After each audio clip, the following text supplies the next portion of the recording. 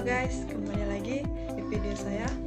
Perkenalkan, nama saya Rohildayati dengan NIM 224750008, Program Studi Pendidikan Teknologi Informasi, Fakultas Keguruan dan Ilmu Pendidikan, Universitas Muhammadiyah Kendari. Baik teman-teman, di video kali ini saya akan membahas tentang faktor-faktor yang mempengaruhi keberhasilan belajar. Mari kita mulai. Pendidikan sangat penting dalam peranan kehidupan manusia karena pendidikan sebagai pembentuk karakteristik dan perilaku manusia.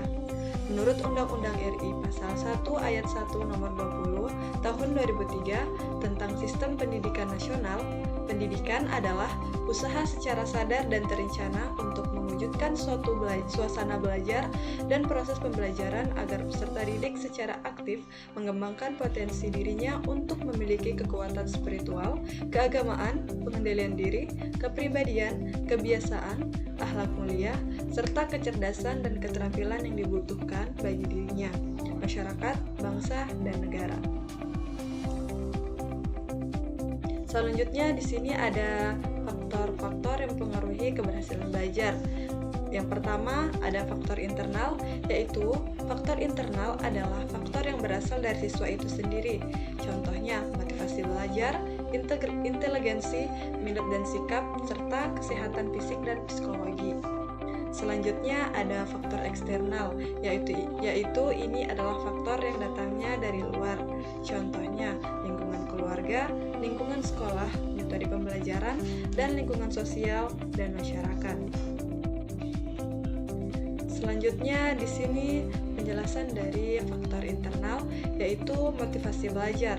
Motivasi baik intrinsik, dorongan dari dalam diri, maupun ekstrinsik, dorongan dari luar, menjadi penggerak utama siswa untuk aktif, konsisten, dan antusias dalam mengikuti kegiatan belajar. Siswa dengan motivasi tinggi cenderung lebih fokus dan mampu menghadapi tantangan belajar dengan lebih baik. Selanjutnya, inteligensi. Jadi, inteligensi adalah tingkat kecerdasan atau inteligensi sangat menentukan peluang keberhasilan belajar. Semakin tinggi kemampuan inteligensi, semakin besar peluang meraih sukses. Kemampuan awal juga berpengaruh, di mana siswa dengan kemampuan dasar yang baik akan lebih mudah memahami materi baru. Selanjutnya ada minat dan sikap.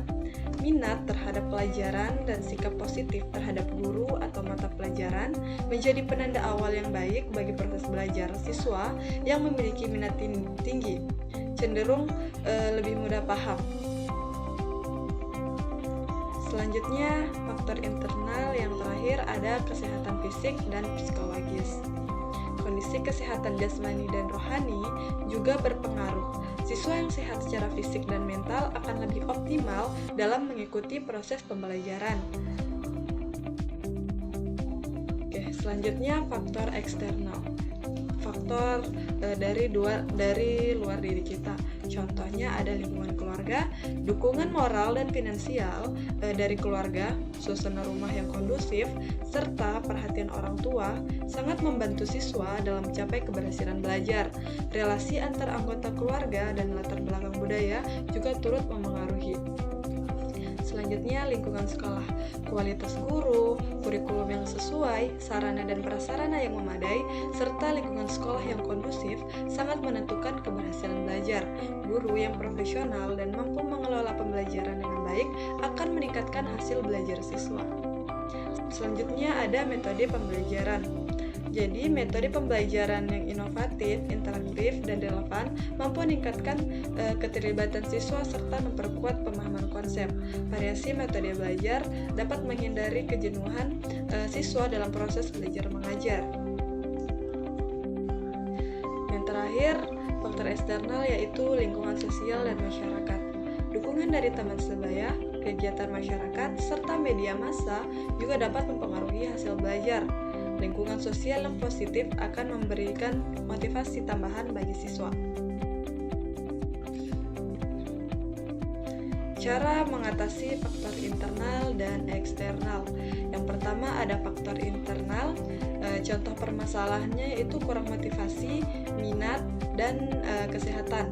Cara mengatasinya yaitu pertama, kita sebagai siswa atau seorang pelajar belajar harus menetapkan tujuan belajar. Selanjutnya menjaga kesehatan, mulai dengan rajin olahraga, makan makanan sehat, hindari makanan-makanan junk food yang dapat memicu mudahnya kita terkena penyakit. Selanjutnya buat jadwal belajar, buat planning belajar sehingga saat kalian ujian atau akan UAS itu kalian tidak akan merasa keteteran karena sebelumnya kalian sudah memiliki jadwal belajar yang dimana saat ada jadwal belajar kalian lebih mudah mengontrol mana yang harus dipelajari sehingga kalian tidak akan mudah stres serta mudah memahami pelajaran. Selanjutnya kalian harus menentukan nih metode belajar apa yang sesuai sama kalian. Contohnya kalian belajar sambil mendengarkan atau kalian bisa nonton tutorial. Pokoknya kalian harus memilih metode belajar apa yang sesuai dengan diri kalian, yang sesuai dengan pemahaman kalian, yang memudahkan ke proses pemahaman kalian saat ingin mengetahui sesuatu gitu. Selanjutnya ada eksternal. Eksternal itu adalah lingkungan, contoh permasalahannya yaitu lingkungan tidak kondusif, kurang fasilitas, terus dukungan keluarga rendah. Cara mengatasinya yaitu kita harus ciptakan ruang belajar yang nyaman, melibatkan keluarga kita dalam belajar, manfaatkan teknologi dan fasilitas sekolah, atau terus atur waktu belajar kita sehingga apabila kita mampu mengatasi faktor internal dan eksternal permasalahan ini, insya Allah kita akan lebih mudah dalam memahami apa sih yang kita pelajari begitu. Selanjutnya kesimpulan, keberhasilan belajar tidak hanya dipengaruhi oleh satu faktor, melainkan merupakan hasil interaksi dari berbagai faktor internal dan eksternal. Motivasi, inteligensi, dukungan keluarga, lingkungan sekolah, serta metode pembelajaran dan faktor sosial menjadi penentu utama keberhasilan belajar siswa di berbagai jenjang pendidikan. Sekian video dari saya, mohon maaf apabila ada salah kata. Semoga dengan video ini bisa menambah wawasan kita bersama. Billahi fisabilil haq, fastabiqul khairat. Assalamualaikum warahmatullahi wabarakatuh.